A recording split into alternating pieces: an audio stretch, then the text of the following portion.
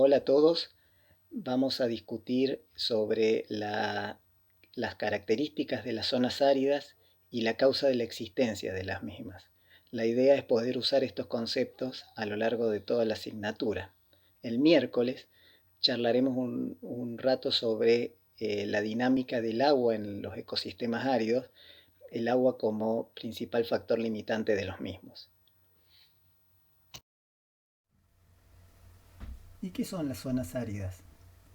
Las zonas áridas son sistemas controlados por el agua, limitados por el agua, en el cual los eventos de ingreso de agua son infrecuentes, discretos e impredecibles.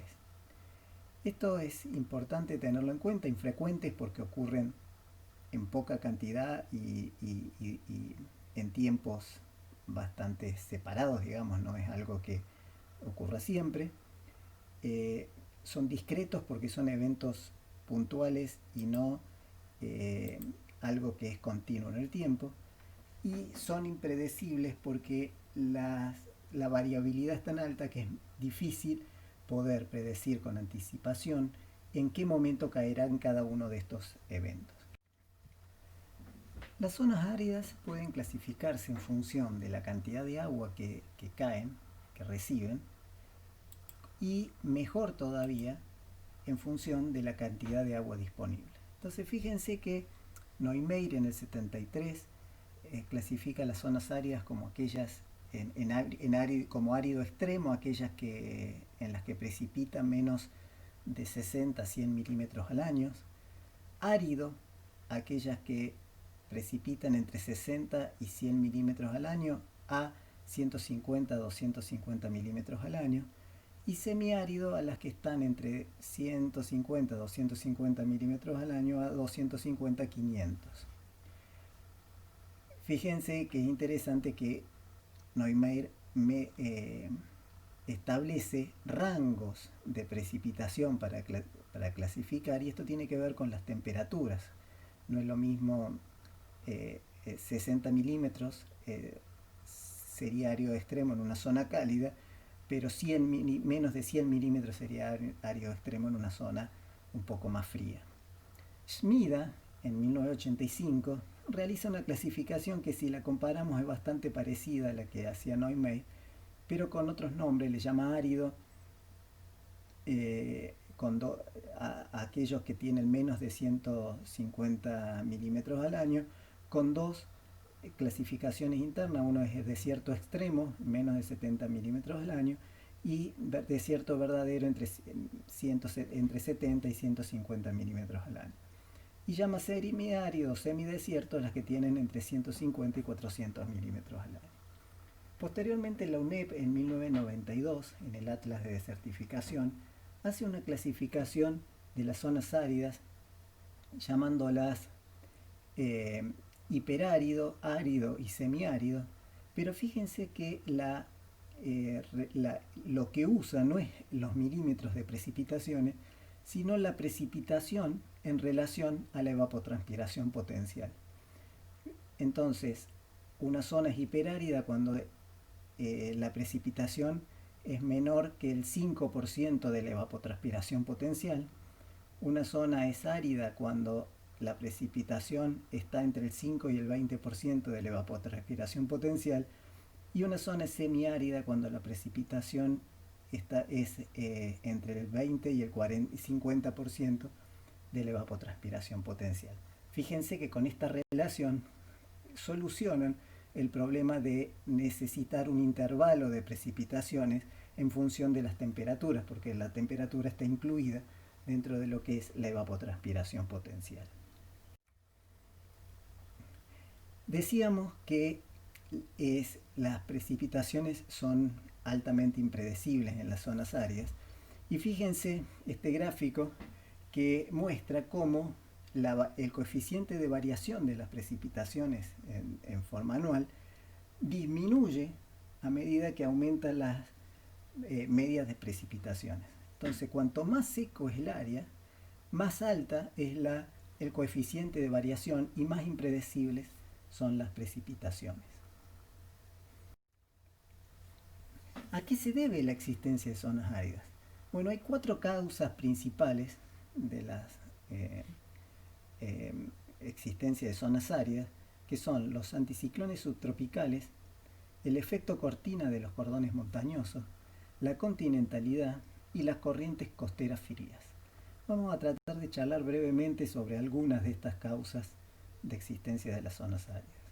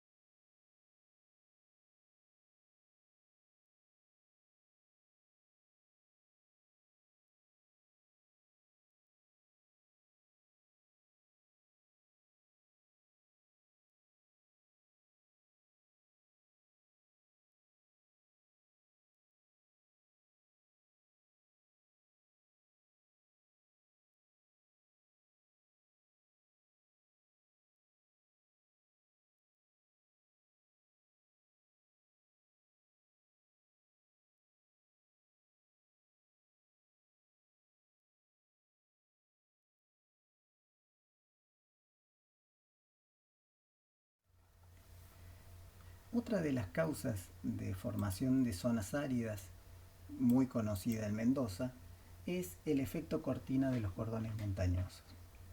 En, Acá vemos un gráfico donde vemos nuestra cordillera, en el cual los vientos del oeste del Pacífico, que traen la humedad del Pacífico, eh, llegan, entran al continente y suben por la ladera oeste de la montaña, en donde se van enfriando, condensa la humedad y precipita en forma de nieves principalmente en la ladera chilena de la cordillera y en la zona bien alta de nuestras montañas. Sin embargo, al pasar hacia las laderas este, empieza a haber empieza a descender por esta ladera y empieza a calentarse y a transformarse en un aire seco con baja humedad relativa y una alta capacidad de desecación. Al llegar a la zona de la llanura, estos vientos generan zonas propicias para la generación de zonas áridas. El viento, el típico viento sonda, que cuando es extremo trae grandes problemas, pero que en general genera estas condiciones de déficit hídrico en la zona en las laderas de toda la cordillera de los Andes. La tercera causa es la continentalidad, que también lo conocemos en Mendoza. Fíjense este mapa, este gráfico, que está está dibujado al revés para mi gusto, pero fíjense, acá está la distancia al océano Atlántico, y acá está la zona de la pampa húmeda, y esto nos vamos alejando hasta llegar a la zona de Mendoza. Entonces fíjense que a medida que vamos hacia el oeste, disminuye la cantidad de precipitaciones anual, porque a medida que ingresan los vientos del Atlántico van depositando la humedad y cada vez van llegando más secas a las zonas del oeste del país. Acá vemos un trabajo de Cabido en el cual evaluó los cambios en la vegetación entre Córdoba y Mendoza, siguiendo un gradiente de precipitaciones de los 600 milímetros anuales hasta los 100 milímetros anuales en la zona de San Juan. Lo interesante es que claramente lo que observa es que las distintas formas de vida van disminuyendo, van cambiando a medida que se dirigen hacia el oeste, disminuyen las precipitaciones. A ver, fíjense, este es un gráfico de las hemicriptófitas, los pastos. Fíjense que hay mayor cantidad de pastos en la zona húmeda que en la zona seca. En general, la mayor proporción de las formas de vida, hay mayor cantidad al este que al oeste, en la zona más húmeda que en la zona más seca. Las epífitas, las caméfitas, los pequeños arbustos, disminuyen hacia el oeste también. Una cosa interesante es que hay algunas especies que son características del desierto, por ejemplo las plantas anuales. Fíjense cómo las plantas anuales, la proporción de plantas anuales aumenta hacia el oeste, lo mismo que las cactáceas. Acá vemos un mapa con las zonas áridas del mundo, y también está dibujado la temperatura del agua. Fíjense que una cuarta causa que mencionábamos sobre el origen de las zonas áridas está relacionada a estas corrientes frías del océano que suelen estar en la costa oeste de los continentes. Es muy común encontrar estos desiertos costeros producto de estas corrientes frías. ¿Qué es lo que ocurre? Que el océano, la zona fría de los océanos que transcurre en las zonas polares, entran, chocan, se dirigen de oeste a este, y al entrar en contacto con el continente se dirigen hacia las zonas ecuatoriales por la costa. Esto genera una alta diferencia de temperatura entre la temperatura del mar y la temperatura costera. De allá viene, fíjense, la corriente fría. Esto, al llegar el agua fría, genera una diferencia de temperatura que impide la evaporación del agua, por lo tanto genera generalmente una bruma. Es muy común en Chile encontrar una bruma a la mañana que humedece apenas la zona costera, pero que a medida que sube por la ladera esa cantidad de agua es muy poca, la humedad relativa baja, y prácticamente lleva a casi cero las precipitaciones de alguna de estas regiones. Un anexo interesante es que al llegar las corrientes frías se produce una suerte de remolino, de circulación del agua de abajo hacia arriba en las costas, y genera a la vez zonas muy ricas oceánicas, muy productivas para la pesca, por ejemplo en la zona chilena. En síntesis, con todas estas cuatro causas de existencia de zonas áridas, encontramos que una gran proporción de la superficie, es más de la mitad de la superficie, es árido, semiárido, hiperárido o subhúmedo, y tenemos una zona que es el desierto frío, que son las zonas cercanas al Ártico, o en las zonas muy altas de la montaña. En definitiva, las zonas áridas se transforman en un aspecto muy importante para tener en cuenta, porque gran parte de la superficie mundial está ocupada por zonas áridas y una alta proporción de la población y de la población más pobre o de menores recursos vive en zonas áridas. Fíjense que acá vemos el mapa que ya vimos el otro día de las zonas bioclimáticas de Argentina, y en Argentina también tenemos una alta proporción de la superficie que es árida. Acá vemos una típica cuenca de zona árida. Fíjense que generalmente tiene estas 4 unidades de paisaje. En primer lugar, las laderas suelen estar encerradas o con una parte, un lateral de cordón montañoso, el cual da paso a las zonas de los conos de deyección y las llanuras de la zona más baja, que van recibiendo la sedimentación y el agua que escurre desde las laderas. Finalmente hay una zona baja que recibe el agua. Cuando la cuenca es endorreica, genera pequeños lagos o salares. Cuando la cuenca es exorreica, genera una forma de salida de agua en forma de cauces que pueden ser permanentes o transitorios. La distribución de la vegetación en una cuenca de zonas áridas entonces está relacionado con la disponibilidad de agua en cada una de estas unidades de paisaje, y las especies que habitan estas unidades de paisaje están adaptados a las características propias de cada una, desde especies salinas o riparias en las zonas bajas a especies adaptadas a zonas donde hay grandes escorrentías, como en las zonas más altas. Entonces, la vegetación y la vida que habita estas zonas áridas va a responder a la disponibilidad de agua y a estas unidades de paisaje. Entonces, en el hiperárido, ¿se acuerdan que era cuando tenía menos del 5% de las precipitaciones en relación a la evapotranspiración potencial? La cobertura vegetal es menor al 10% y siempre agrupadas en sitios favorables. En el árido, la cobertura vegetal es menor al 25%, dominadas por caméfitos, que son arbustos bajos y rasantes, o arbustos perennes como la jarilla, esparcidos uniformemente. En el semiárido, la cobertura varía entre el 25 y el 75%, principalmente ocupado por arbustos, árboles y algunos árboles bajos dispersos. En todos los casos pueden aparecer bosquecitos abiertos en zonas donde hay alguna acumulación de agua o freática disponible, como podrían ser nuestros algarrobales.